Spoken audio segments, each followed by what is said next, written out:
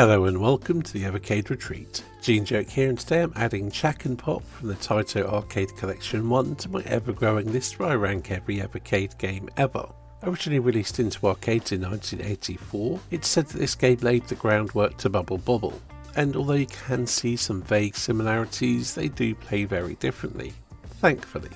It's a single screen elimination platformer where you control Chack'n, a small yellow chickeny thing, and you have to go and retrieve your hearts, because I don't know, maybe you're a lovebird, but I guess Chack'n, chicken, whatever. Anyway, you've got to retrieve hearts, and they're in cages.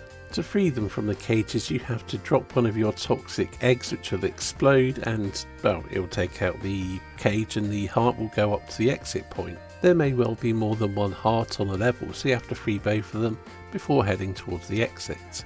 There will, however, be a number of monster eggs on the level which will hatch out monsters. You can kill them by using your toxic exploding eggs, but you have to watch out because you can kill yourself with your toxic exploding eggs. You can also take out these eggs before they hatch the monsters, which I suppose there's a bit of strategy there. And to effectively have two of your eggs or bombs or whatever they're supposed to be, you have one in each hand. But what this means in gameplay terms is you can launch two out. The other aspect of the gameplay is that Chack'n can walk on ceilings. Effectively you push up and you'll move to the ceiling, but only for a limited range.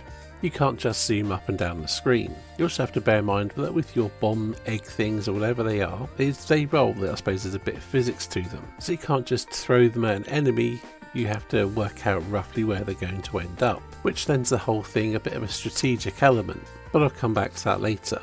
So on the graphics front, it is a very simple looking game, very much of its era, but it's got a charming look to it, very similar to Bobl. You know, charming in that old school arcade cutesy way anyway. The sound and music are very much of their era. The music is quite simple but jolly in a certain respect. It suits the background thing, it doesn't interfere with the game, it's just there, but it's fine.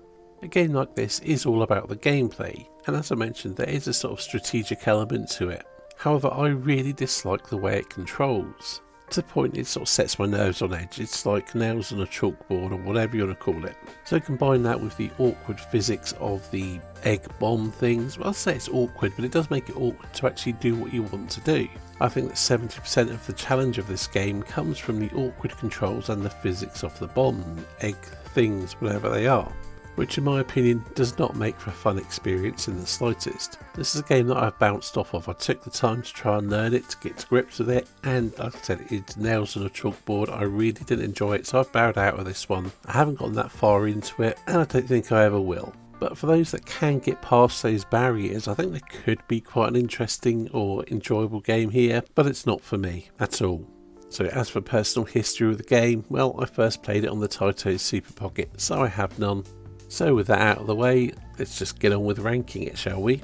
And I would place it above Slapshot, but below 10 Yard Fight, which places it near the bottom of my list. And yeah, that's mostly because the controls and the feeling, or the horrible nails on a chalkboard feeling it gave me. But I can see that other people might get a lot more out of this one, so I don't know, this is probably low compared to a lot of people, maybe. So if you have managed to get past that barrier of the controls and everything, let me know. I mean, maybe I will persevere with it again at some point, but yeah, this one made me nope out pretty hard. Anyway, that's it for this video. Thanks for watching, and I'll see you in the next one.